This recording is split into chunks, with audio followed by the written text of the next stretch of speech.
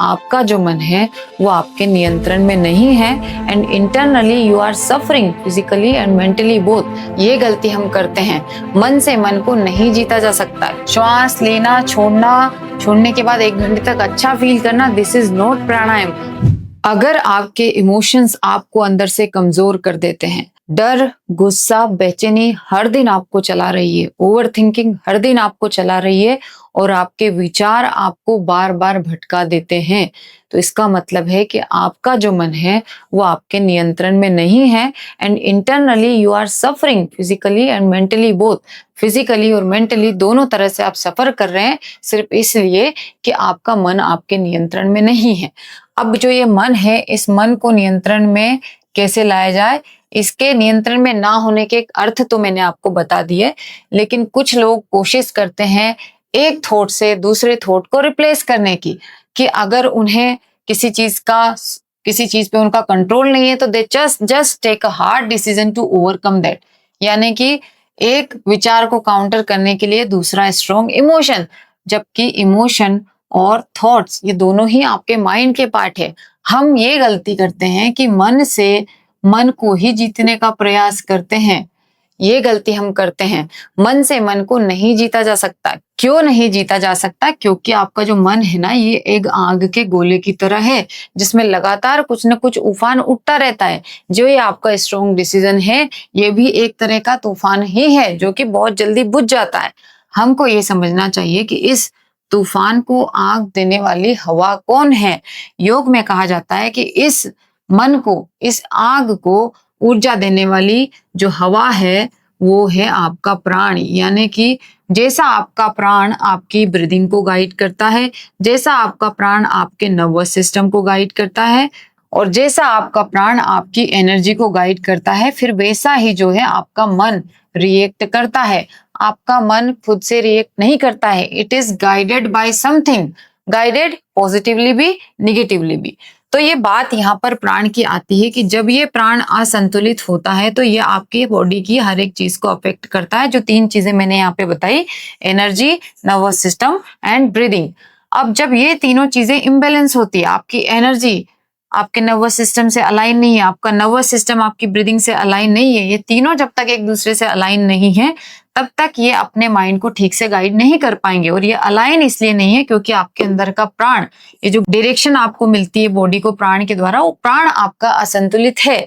ये प्राण कैसे बैलेंस किया जाता है? ये प्राण आपके लाइफस्टाइल से बैलेंस किया जाता है, आपके प्राणायाम से बैलेंस किया जा सकता है, आपके फूड से, आपके आचार और विचार से भी बैलेंस किया जाता है। यानी कि आप क्या परस्यू करते हैं लाइफ में, क्या चुनते हैं, आपके चुनाव से भी गाइड किया जा सकता है। अगर आपने अगले ही नेक्स्ट पल अच्छी चीज चुनी है तो आपका प्राण उस तरीके से अलाइन करने की कोशिश करेगा। Body is always adaptive, mind always try to adopt the thing, it is we that we are not giving the right direction. तो प्राण को संतुलित करने के मैंने आपको 3 तरीके बताए, लाइफस्टाइल, प्राणायाम एंड योर आचार विचार, यानी कि कैसे रहते हैं, कैसे चुनाव करते हैं चीजों का।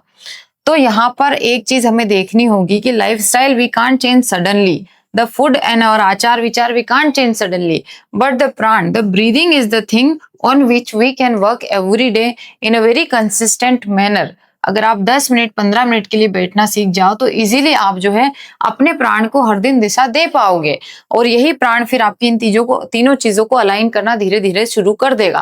तो इसीलिए मैंने एक कोर्स लॉन्च किया है, 7 डे का कोर्स, प्राण विज्ञान जिसका नाम है। इसमें मैं आपको न सिर्फ प्राणायाम सिखाऊंगी बल्कि प्राणायाम के राइट एप्लीकेशन, किन किन परिस्थितियों में कैसा कैसा प्राणायाम किस तरीके से आप अप्लाई कर सकते हैं। 20+ एप्लीकेशन हम सीखेंगे। इसमें आपको सर्टिफिकेट ऑफ पार्टिसिपेशन भी मिलेगा।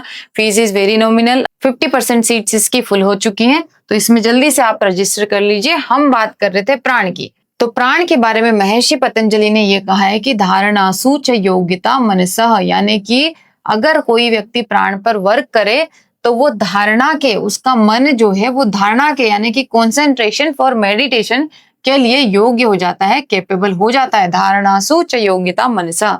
तो अगर आप अपने माइंड को प्राणायाम के द्वारा इतना इजीली गाइडेड बैलेंस रख सकते हो तो आपको हर दिन कम से कम 15 से 20 मिनट इसकी कॉन्शियस प्रैक्टिस करनी चाहिए। अब देखिए बहुत लोग क्या करते हैं, कपालभाति करते हैं, अनुलोम विलोम करते हैं और भ्रामरी करते हैं। इतने भर से काम नहीं चलता है, आपको सटल एस्पेक्ट जो सूक्ष्म चीजें हैं उनको समझना पड़ेगा। इनहेलेशन, एक्सहेलेशन, कुंभक, इन सब का वास्तविक अर्थ क्या है? सांस लेना, छोड़ना, रोकना, ये वास्तविक अर्थ नहीं है इसके।